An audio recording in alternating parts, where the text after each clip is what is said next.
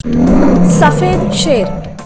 जंगल का राजा शेर था, पर वो बहुत ही कमजोर था। इसीलिए जानवर उसकी कोई भी बात नहीं सुनते थे, ना ही कोई उसकी इज्जत करता था। बस हर वक्त उसका मजाक उड़ाया जाता था। एक बार की बात है, शेर ने गधे को जंगल सफाई का काम दिया था। तब गधा सोचता है, अरे वाह, मैं इतने बड़े जंगल को कैसे साफ करूं? कहीं महाराज का दिमाग तो खराब नहीं हुआ? बड़ा आया मुझे काम देने वाला, मैं नहीं करता जंगल साफ वाफ। गधा बहुत ही आलसी था और उसे शेर के प्रति कोई भी इज्जत नहीं थी। इसीलिए वो थोड़ा सा काम करके वैसे ही छोड़ देता है। दूसरे दिन जब शेर ये सब देखता है तो वो गधे को इसका कारण पूछता है। तब वो गधा कहता है, अरे मैं थक गया था, इसीलिए नहीं कर पाया। इतना ही है तो आप खुद कर लो, और इसके बाद से मुझे ऐसे कोई काम मत बताओ। गधा उल्टा शेर को ही सुनाता है। बेचारा शेर दुखी होकर वहाँ से चला जाता है। वो सोचता है, अरे मैं इस जंगल का राजा हूँ, पर मेरी किसी को कोई इज्जत नहीं है। आज तो उस गधे ने भी मुझे भला बुरा सुना दिया।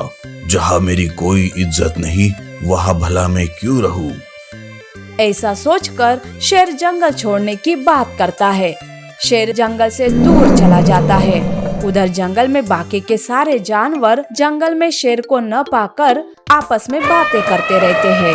हाथी हिरन से कहता है, अरे हिरन बहन, कल से शेर कहीं दिखाई नहीं दे रहा है। लगता है भाग गया है शेर। अरे पर वो भी क्या करे, हम ही तो शेर की कोई इज्जत नहीं करते थे और ना ही कोई उसकी बात सुनते थे। कल तो मैंने सुना कि उस गधे के बच्चे ने भी शेर को बहुत कुछ सुनाया। अरे पर हमारे जंगल में शेर नहीं रहा तो कोई भी ऐरा गैरा हम पर हमला कर देगा। कैसे भी थे, लेकिन हम उनकी वजह से ही सुरक्षित थे। उधर शेर जंगल से दूर चला गया था। जंगल के दूसरी ओर उसे एक विशाल बंदर मिलता है। बंदर को शेर के बारे में सारी बात पता थी। तब वो शेर को रोकते हुए कहता है, अरे शेर, ऐसे हार मानकर अपने जानवरों को छोड़कर ऐसे भाग कर जाना अच्छी बात नहीं है। तब शेर विशाल बंदर को अपनी सारी बात बताता है। विशाल बंदर को शेर पर बहुत ही दया आती है। तब वो बंदर कहता है, शेर, तुम इस तालाब में नहा लो और वापस अपने जंगल में जाओ। देखना इस बार तुम्हें तुम्हारे जानवर कैसे इज्जत देते हैं। शेर बंदर ने बताए हुए तालाब में डुबकी लगाता है। जब वो तालाब से बाहर आता है तो वो सफेद शेर बन जाता है और वैसे ही सफेद शेर बनकर जंगल चला जाता है। जंगल में घुसते ही सफेद शेर को देखकर सारे जानवर उसके सामने झुककर प्रणाम करने लगते हैं। जानवरों में हुआ ये बदलाव देखकर शेर मन ही मन में सोचता है, अरे आखिर ऐसा क्या हुआ कि कल तक जो मेरी इज्जत नहीं करते थे वो आज मेरे सामने झुक रहे हैं। जो भी है, बंदर ने कही बात तो सच हो गई। शेर बहुत ही खुश था। वो आगे जा रहा था और सब उसके सामने झुक रहे थे। उसे तो पता ही नहीं था कि तालाब में डुबकी लगाने की वजह से उसका रंग बदल गया था और वो सफेद शेर बन गया था। उधर बाघ शेर जंगल में नहीं है ये सुनकर जंगल में घुस जाता है। तभी उसे गधा दिखाई देता है और वो कहता है, अरे वाह, शेर नहीं है और जंगल में आते ही ये गधा मिल गया शिकार के लिए। अब तो धीरे धीरे सारे जंगल पर मैं अपना कब्जा कर लूंगा। ऐसा कहकर वो गधे पर हमला करने जाता है, पर तभी सफेद शेर वहां आता है और गधे को बाघ से बचाता है। सफेद शेर बाघ को मारते हुए कहता है, अरे बाघ, तुम्हारी इतनी हिम्मत कि मेरे जंगल में आकर मेरे जानवरों को मारोगे? तुम्हें क्या लगा कि मैं जंगल छोड़ कर गया? ये जंगल और जंगल के सारे जानवर मेरी जिम्मेदारी है। मैं हमेशा इनकी रक्षा करूंगा। बाघ मार खाकर वहां से भाग जाता है। सफेद शेर की बात सुनकर गधे को अपने किए पर बहुत ही बुरा लगता है और वो माफी मांगते हुए शेर से कहता है, महाराज, मुझे माफ कर दो। आज तक मैंने आपकी कोई बात नहीं मानी, आपको भला बुरा भी कह दिया, लेकिन आखिर आपने ही मेरी जान बचाई। आप बहुत ही अच्छे महाराज हो। गधा शेर से माफी मांगता है। सफेद शेर गधे को माफ करके तालाब के किनारे पानी पीने जाता है। तब वो खुद को पानी में देखकर चौंक जाता है। अच्छा, तो मैं सफेद शेर बन गया हूँ, इसीलिए तो सब मुझे इतनी इज्जत दे रहे हैं। चलो, जो भी हुआ अच्छा हुआ। अब सफेद शेर की हर बात बाकी के जानवर सुनने लगते हैं, उसकी इज्जत करने लगते हैं, जिससे सफेद शेर भी बहुत ही खुश हो जाता है और अपनी जानवरों की रक्षा करते हुए उनके साथ अच्छे से रहने लगता है। Golden egg eagle and elephant. जंगल में रहने वाली ईगल ने एक सुनहरा अंडा दिया था, जिसे देखकर वो बहुत ही खुश हो जाती है। ईगल जिस पेड़ पे रहती थी, उसी पेड़ के आजू बाजू हाथी, खरगोश, हिरन और बंदर भी रहते थे। ईगल तुरंत उनके पास आती है और कहती है, सुनो सुनो दोस्तों, मेरे पास एक बहुत बड़ी खुशखबरी है। आज मैं बहुत ही खुश हूँ। अरे, खुद ही खुश होगी या हमें भी खुश होने का मौका देगी? बताओ, क्या खुशखबरी है तुम्हारे पास? हमारे पक्षियों की दुनिया में सुनहरा अंडा देने वाला बहुत ही भाग्यशाली होता है और वो अवसर मुझे मिला है। अच्छा, तो तुमने सुनहरा अंडा दिया है? अरे जरा हमें भी तो दिखाओ ना कि वो कैसे दिखता है। अरे कैसे दिखते का क्या मतलब है? बाकी के अंडों के जैसे ही होगा वो, और इसमें भाग्यशाली होने की क्या बात है ईगल? अरे इस हाथी को तो किसी भी बात की खुशी नहीं होती। तुम ना ईगल, इसे छोड़कर हमें ही दिखाओ तुम्हारा सुनहरा अंडा। सारे जानवर ईगल के साथ जाकर उसका सुनहरा अंडा देखने लगते हैं और उसकी बहुत तारीफ भी करते हैं। पर हाथी ये सब देखकर ईगल से जलने लगता है। ऐसे ही कुछ दिन चले जाते हैं। ईगल की प्रशंसा हाथी को सहन नहीं होती।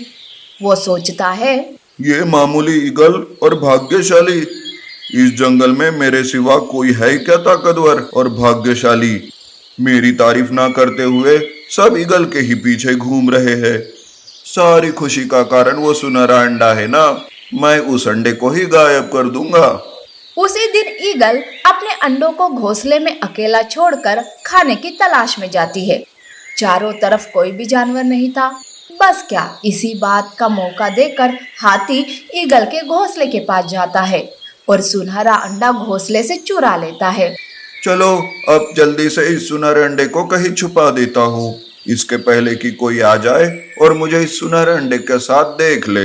हाथी चुपके से अपने घर में जाता है और वहाँ उस सुनहरे अंडे को छुपा देता है।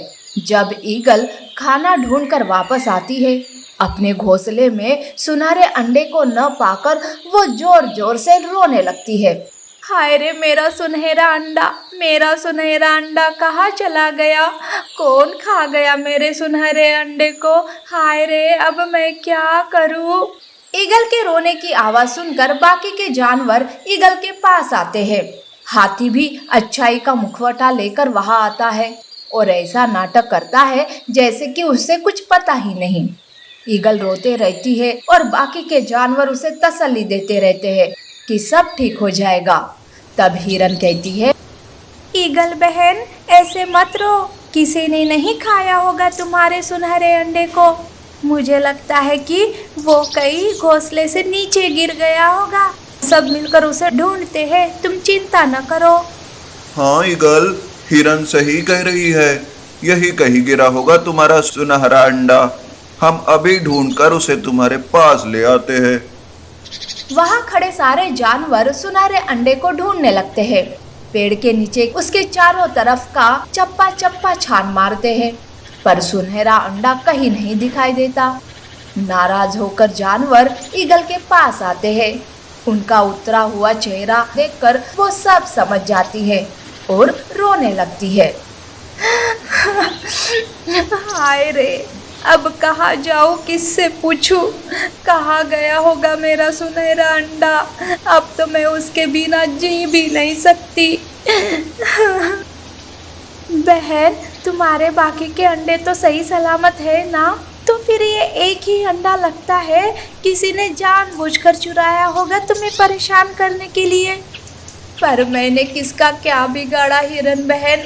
और वैसे बस कुछ ही दिनों में मेरा बच्चा अंडे से बाहर आने वाला था। बाकी के जानवर ईगल को सांत्वना देकर अपने अपने घर चले जाते हैं। ईगल को ऐसे तड़पता और रोता देखकर हाथी को बड़ी ही खुशी होती है। वो अपने घर में जाकर उस अंडे को देखता है और कहता है, सच में वैसे ये अंडा बाकी अंडों से कुछ अलग ही है। अब इतने दिनों से ये अंडा मेरे साथ है, तो जब बच्चा बाहर आएगा तो वो मुझे ही माँ समझेगा और मेरे ही साथ रहने लगेगा। और ईगल दूर से देखकर आहें भरती रहेगी। हा हा हा हा हा। उधर बिना अपने सुनहरे अंडे के ईगल मुरझा जाती है। ऐसे ही कुछ दिन बीत जाते हैं। सुनहरे अंडे से एक सुनहरा ईगल का बच्चा बाहर निकलता है, पर वो वहां न रहते हुए सीधा अपने माँ के पास जाता है। हाथी के घर से बाहर निकलते हुए उस सुनहरे बच्चे को बंदर देख लेता है। सुनहरा ईगल का बच्चा ईगल के पास जाता है और उसे माँ माँ कहकर आवाज देने लगता है। ईगल के तो खुशी का ठिकाना ही नहीं रहता। मेरा बच्चा, आज मैं बहुत ही खुश हूँ बेटा, पर तुम कहाँ थे इतने दिन? तुम्हारी माँ की तुम्हारे बिना क्या हालत हो गई थी मेरे बच्चे। तभी बंदर वहाँ आता है और कहता है, ईगल बहन, क्योंकि इसे हाथी चुराकर अपने घर में छुपा कर रखा था और हमारे साथ दुखी होने का नाटक कर रहा था। मुझे तो पहले ही इस पर शक आया था। हमेशा हाथी तुमसे जलता जो था। हाथी इस बात से मुखरता है, पर जब सारे जानवर उसे बोलने लगते हैं तो वो सारी बात बक देता है। उस दिन सारे जानवर हाथी को जंगल छोड़ने के लिए मजबूर कर देते हैं और उसे वहाँ से भगा देते हैं। अपने बच्चे को वापस पाकर ईगल अपने सारे दुख भूल जाती है और अपने बच्चे की देखभाल करने में लग जाती है। माँ की ममता से बच्चे को कितनी भी दूर रखो, पर बच्चा माँ को ढूंढते हुए उसके पास पहुँच ही जाता है।